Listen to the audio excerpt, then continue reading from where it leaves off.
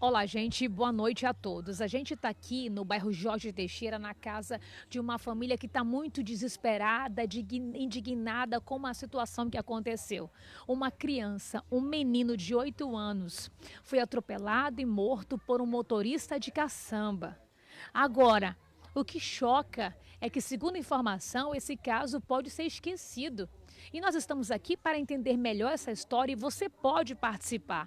A mãe está aqui desolada, a avó está aqui desolada e eles não concordam que esse assunto seja esquecido pela justiça. Então vamos entender do começo ao final para que a gente interaja e entenda melhor esse caso. Eu estou aqui com a dona Raimunda e a mãe. A vítima se chama Davi Lucas, de apenas 8 anos. Dona Raimunda, a senhora está indignada, já chorou aqui no momento que a gente chegou. Eu quero que a senhora fale, está segurando até a fotinha do Davi. Eu quero que a senhora fale quando que esse acidente aconteceu, conte tudo. Bem, aconteceu no dia 17 de dezembro de 2023. A minha filha ela tinha ido para um sítio, né, aqui no Brasileirinho, qual pertence à família desse John Lucas, né, que é o dono do material de construção ali, Louro Ferragem. E aí eles estavam em confraternização dos funcionários. E aí a minha filha tinha ido junto com o esposo dela para essa confraternização, né, e ele estava brincando lá no campo. E foi na hora do almoço, de servir o almoço, a minha filha disse que eles estavam servindo o almoço para ele, para as crianças, né, e ele estava brincando. Quando ele entrou nessa caçamba, né, entrou com a caçamba para entregar as mesas lá dentro do sítio, John Lucas. E ele entrou nessa caçamba para entregar as mesas lá dentro do sítio. E aí, nessa percussão que ele estava indo, o meu neto estava brincando, né? E a minha filha disse que só tem uma pessoa que disse que viu, que foi o Fabrício, que é funcionário do John Lucas. Mas eles não vão falar nunca que o fato ocorrido. É isso que a gente está chateado, porque eles não vão contar a verdade. Simplesmente é funcionário dele e jamais eles vão querer ir contra o patrão, prejudicar o patrão, né? Então tinha mais de uma pessoa lá, tinha várias pessoas lá nesse local, né? Entre eles lá. E aí o acontecido foi esse. Quando a minha filha deu fé, eles gritaram. Ele não prestou nem socorro. Eles gritaram dizendo que o meu neto estava caído lá. Esse Fabrício disse para o meu genro, disse assim, corre, Barbado, corre, corre, corre, que o menino está caído. E aí foi quando eles correram, minha filha deixou tudo lá desesperada e correu para acudir o filho dela. E nessa hora eles não pensaram em nada, nem polícia, nem chamar nada. O que ela queria era meu neto, socorrer o meu neto, tá? Isso mesmo que ela queria. Ela quis socorrer ele. Chegou no platão, ele foi pra sala de cirurgia. Aí foi um dia do aniversário do meu outro netinho, do Caleb. E nós estávamos lá no Viver Melhor, na casa da minha filha, aprontando a festinha pro meu neto, o outro Caleb, que é a mesma idade dele. E aí de lá eles iam pra lá, pro Viver Melhor, pra casa da minha filha. E acontece que não aconteceu nem a festinha do meu neto, porque a gente chegou no meio do caminho, já fomos voltando pro platão pra ver eu socorrer ele. E aí quando chegamos lá, meu neto tinha falecido na sala de cirurgia. E aí a minha filha, meu esposo foi pra delegacia registrar o BO. Lá eles falaram que eles iam proceder com o procedimento e não aconteceu nada disso. O que eles foram foi maltratado na delegacia. Maltrataram a minha filha, meu genro lá, falaram muitas coisas para eles e disseram que eles iam fazer perícia, nem nada disso foi. Não fizeram perícia no sítio, nem nada. Acabar que ele tá aí, como se não tivesse acontecido nada. A gente passa ali no material de construção, ele tá lá. E nós estamos sofrendo aqui, a caçamba tá lá também. E nós estamos sofrendo. E aí agora o Ministério Público manda essa mensagem dizendo que foi arquivado o processo do meu neto. E a gente quer justiça. Nós queremos justiça pelo Davi Lucas, porque ele era uma criança muito querida. Bem ali tem no muro, escreveram lá, para sempre Lourinho, que ele era Lourinho, para sempre Lourinho, você vai deixar saudade. Bem aqui no muro tá escrito, foi muita gente aqui, ó, aí foi na igreja, o velório dele, aí na nossa igreja aí, e as pessoas todas foram lá prestar homenagem a ele, porque ele era uma criança muito querida aqui na rua. Então a gente quer justiça, não quer que desse caso seja arquivado, né? Que o Ministério Público olhe por nós, porque nós somos uma família muito humilde, nós não temos dinheiro para pagar advogado.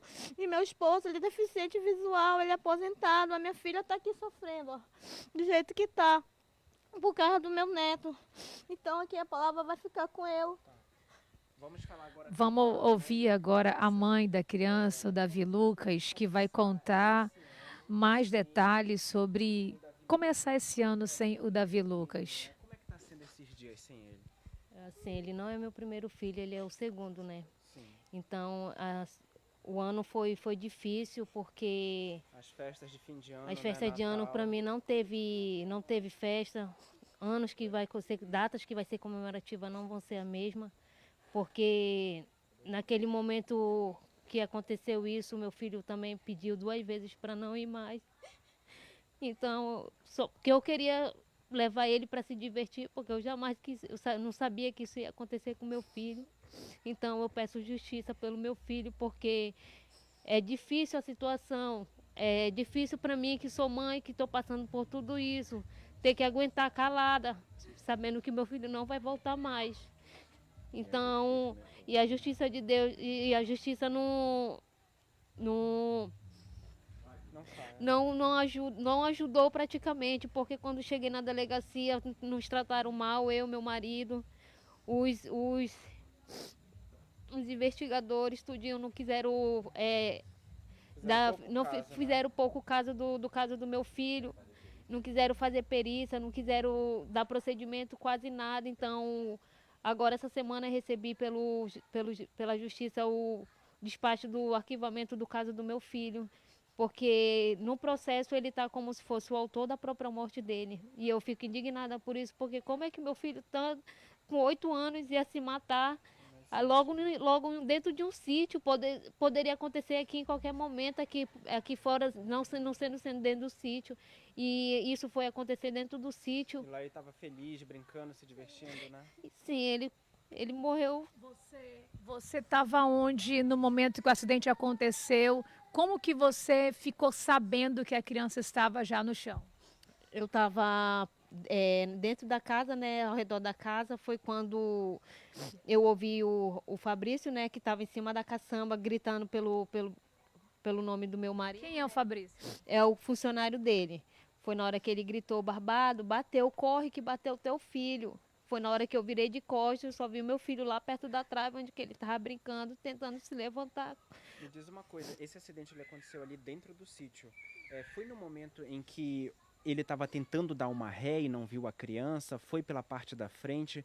Vocês que estavam lá sabem explicar mais ou menos como que aconteceu? Não, eu não sei como é que foi essa batida dele. Até entanto, porque no laudo do ML diz que deu hemorragia interna. E então, até no processo que eu recebi do despacho do arquivamento dele, tá dizendo que não sabem se foi atropelamento, se ele morreu pelo atropelamento ou pela queda que aconteceu. Mas quando eu cheguei aí no Platão Araújo, a médica me informou, mãezinha, como é que foi o que foi que aconteceu? Eu falei, doutora, eu não sei lhe explicar porque eu não vi. Mas o que me disseram foi que ele caiu da caçamba. Ela falou, isso não foi queda, mãezinha. Por seu filho ter chegado no estado que ele chegou, isso não foi queda. Estourou tudo por dentro do seu filho foi atropelado. Não tinha como ser Não uma tinha queda. não tinha como ser uma queda. Ela falou, se fosse uma queda, tinha batido o bracinho dele, tinha caído, quebrado alguma coisa, mas do jeito que o seu filho chegou aqui, e eu até no momento eu perguntei, doutora, você pode fazer o que pelo meu filho? Ela falou, a gente vai tentar o possível, porque a situação do teu filho é complicada. Então, quando foi por volta ele entrou mais 11h30, por volta das 1h45 o médico veio me dizer que o meu filho veio a óbito porque ele não resistiu.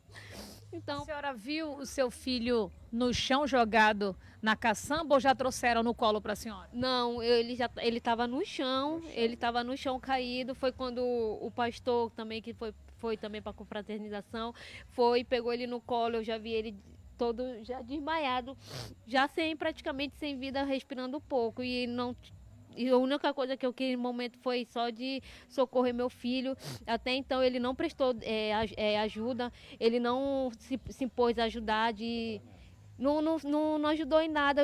Já foi o funcionário dele que ajudou a gente a levar ele para o pronto-socorro. E chegando no pronto-socorro, quando fui para prestar socorro para ele aí no Platão Araújo, Os seguranças falaram que não, porque eles não iam atender, que lá era caso, não era caso para dele.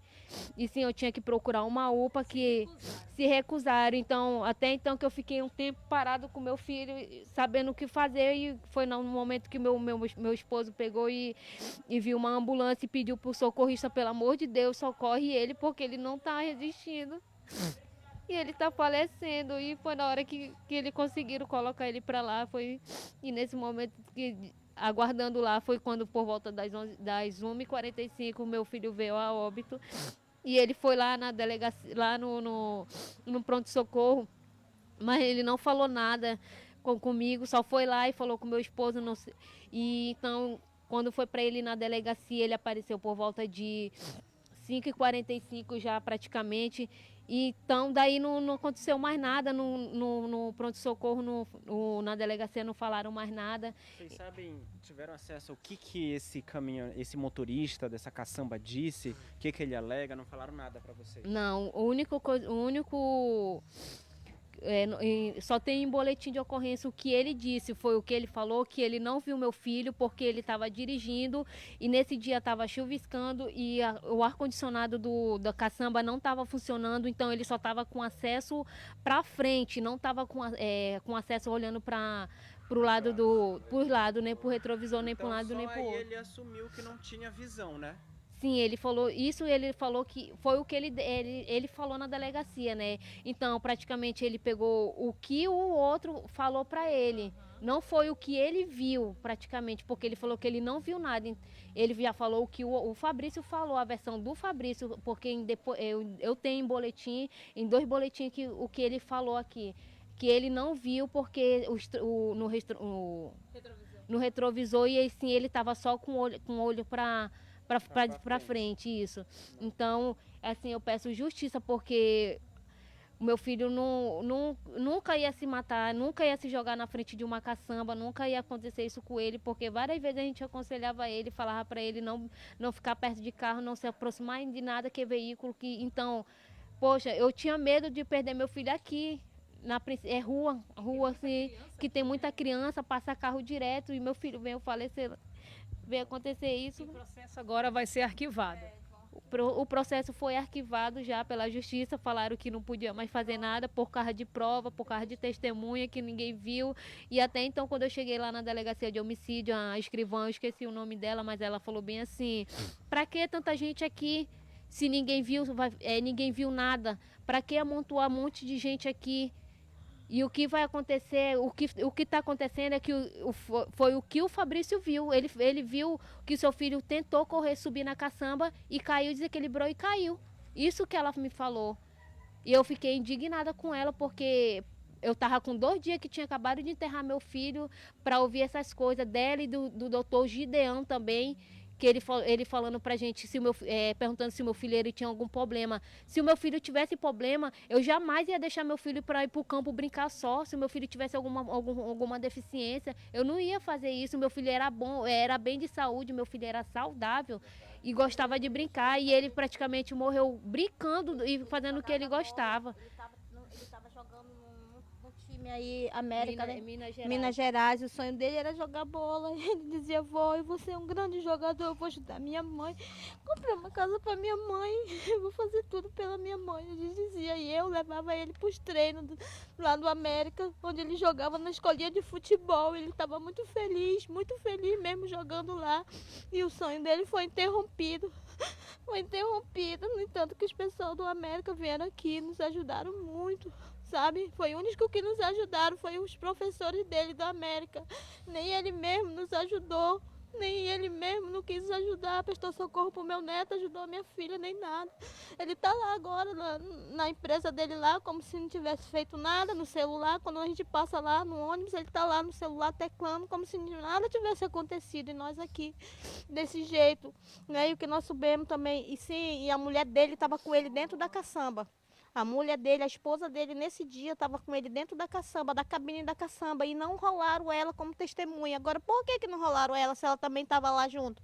Eles deveriam ter chamado ela também para testemunhar, né? Mas não, só chamaram o Fabrício para testemunhar. Então a versão que está lá é do Fabrício. E ele contou o que o Fabrício falou para ele, não foi o acontecido.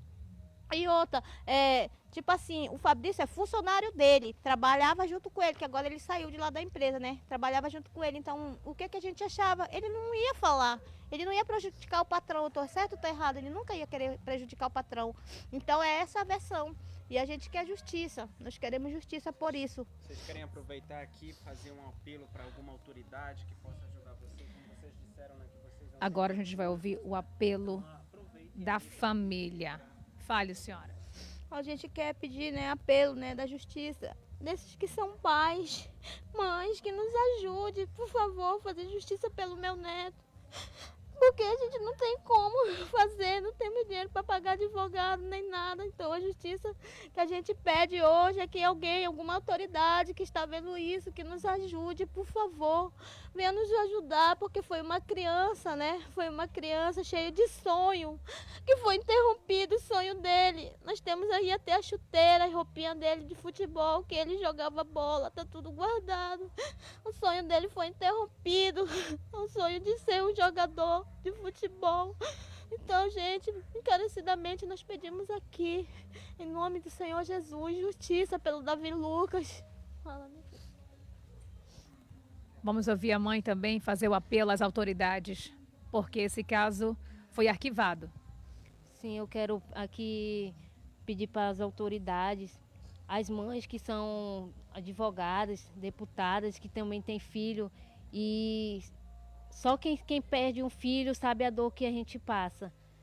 Eu nunca imaginei que ia acontecer isso comigo, então assim eu peço justiça pelo meu filho, porque meu filho morreu inocente e só entrego na mão da justiça mesmo, porque o processo foi arquivado, então assim pediram que a gente recorresse com 30 dias, mas a gente não tem condições de recorrer com o advogado por causa disso. Ele pode conseguir tudo porque ele tem dinheiro, a gente não. Ele tem dinheiro e a gente não.